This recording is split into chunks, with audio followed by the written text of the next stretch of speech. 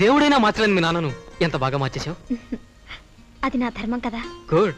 ధర్మం అన్నావు కాబట్టి నా ధర్మపత్ని విషయం నీతో చెప్పడం నా ధర్మం కదా. చూసావు మరి నేను నా కోసం చూసిన అమ్మాయి ఫోటో చూడవా? ఏది?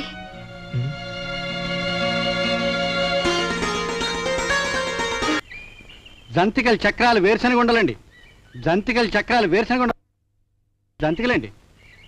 బాయ్ అయ్యా జంతికలు ఎంతో? జంతికి 10 పైసలండి. ఓ 2 జంతికలు ఇలా.